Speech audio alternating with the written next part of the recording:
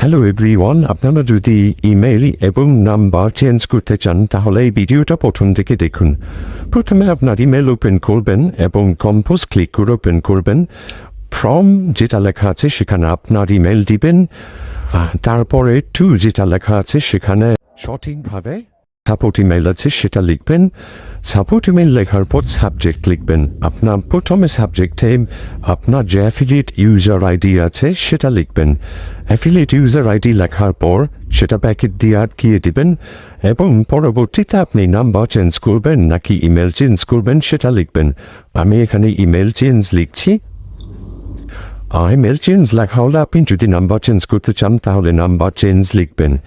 এরপরে আপনার যে কম্পোজ ইমেল নিচে যে লেখার জায়গাটা আছে কম্পোজ ইমেল, সেখানে আপনি লাইভ চ্যাটে গেলে যে আপনাকে চেঞ্জের যে ফরম্যাটটা দিবে সেই ফরম্যাটের লেখাগুলো লিখবেন।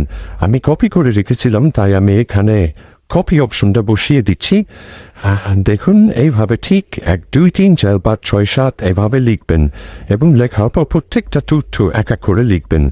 যেমন একে আছে অ্যাফিলিয়েট ইউজার নেম, আপনার যে অ্যাফিলিয়েট ইউজার নেম আছে সেটা আপনি লিখবেন। আমি লিখলাম ABC, যেটা আছে আমি সেটা লিখছি। সুতরাং আপনি সেভাবেও লিখবেন যেন আপনার সঠিক ইউজার নেম হয় অ্যাফিলিয়েট ইউজার নেম। 2 নম্বরে দিবেন আপনি আপনার বাজি প্লেয়ার আইডির ইউজার নেম।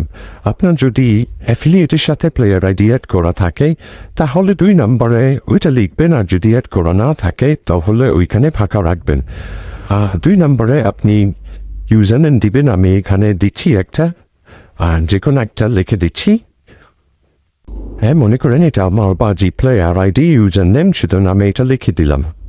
এরপরে যে 3 নম্বর আছে এখানে আপনার যে অ্যাফিলিয়েটের পুরো নামটা আপনি যেটা দিয়েছিলেন সেটা আপনি লিখবেন। আমি এখানে যেটা দিয়েছি সেটা আমি লিখছি।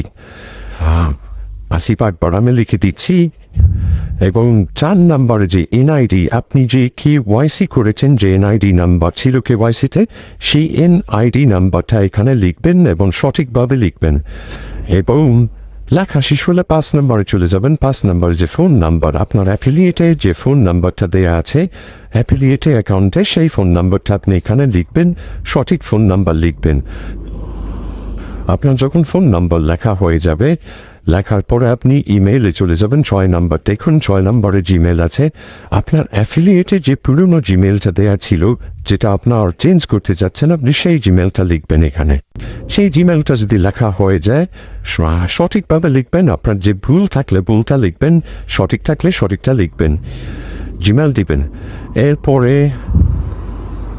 আমি জিমেল লিখছি। আমার যে জিমেলটা আছে abc@gmail.com, আমি এটা দিচ্ছি। এরপরে 7 নম্বরে দেখুন জন্ম তারিখ দেয়া আছে। আপনার অ্যাফিলিয়েটের যে জন্ম তারিখটা দেয়া আছে, আপনার অ্যাফিলিয়েট অ্যাকাউন্টের ভিতরে যে জন্ম তারিখ দেয়া আছে, ডেট অফ বার্থ, আপনি সেটা লিখবেন এবং সঠিকভাবে লিখবেন। যখন এটা লেখা হয়ে যাবে তারপরে 7 নম্বরের নিচে দেখুন আছে পরিবর্তনের কারণ। এখন আপনি নাম্বার পরিবর্তন করবেন না ইমেল পরিবর্তন করবেন, কি কারণে পরিবর্তন করবেন? যেহেতু আমি এখানে ইমেল দিয়েছি তাই ইমেলটা আমি লিখে দিচ্ছি কি কারণে আমি পরিবর্তন করব। কিন্তু সঠিক কারণ লিখতে হবে। আপনার এই কারণটা যদি সঠিক না হয় তাহলে কিন্তু চেঞ্জ হবে না। যেমন আমি লিখছি এখানে ইমেল নষ্ট হয়ে গেছে, মানে আমার ইমেলটা নষ্ট হয়ে গেছে, তাই আমি এইখানে কারণটা লিখে দিয়েছি। আচ্ছা, এরপরে দেখুন নিচে 2টা অপশন আছে, পুরনো মেল অ্যাড্রেস, নতুন ইমেল অ্যাড্রেস। এখানে যদি আপনার নাম্বার হয় তাহলে লিখবেন পুরনো নাম্বার, নতুন নাম্বার। ইমেল হলে পুরনো ইমেল, নতুন ইমেল। এবং এখানে দেখুন আমি পুরনো ইমেল যেটা আছে আমি সেটা এখানে লিখছি। আমার পুরনো ইমেল ছিল abc@gmail.com এবং নতুন ইমেল যেটা আমি এখন অ্যাড করতে চাচ্ছি সেটা আমি নিচে লিখব efg@gmail.com। আমার যখন এটা লেখা হয়ে যাবে, এখন হলো আপনার মূল কাজ। আপনার এনআইডি যার ছবি দিয়ে, যার আইডি দিয়ে আপনার KYC করা ছিল, তাকে এখন একটা সাদা কাগজ নিতে হবে। ওই সাদা কাগজে হাতে লিখতে হবে পুরনো মেইল অ্যাড্রেস এবং নতুন মেইল অ্যাড্রেস। এখানে যেরকম লেখা আছে ঠিক ওইটা হাতে কলম দিয়ে লিখতে হবে। নাম্বার হলে নাম্বারটা লিখতে হবে, এরপরে মুখ সহ ছবি তুলতে হবে। এটা যার এনআইডি কেওয়াইসি করা তাকে করতে হবে এবং এটা সেভ করে রাখতে হবে আপনার গ্যালারিতে। তারপরে আপনি আপনার অ্যাটাচ অপশনে ক্লিক করলে আপনাকে গ্যালারিতে নিয়ে যাবে। আগে থেকে ছবি তুলে রাখা ছবিটা অ্যাটাচ করবেন।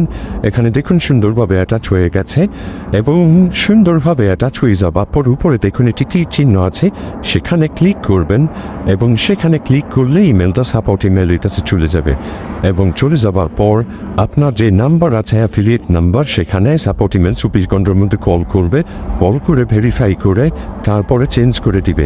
আপনি যদি নাম্বার চেঞ্জ করতে চান সেই ক্ষেত্রে কিন্তু আপনাকে প্রথমে নাম্বার অ্যাড করে নিতে হবে, দ্বিতীয় আর একটা নাম্বার।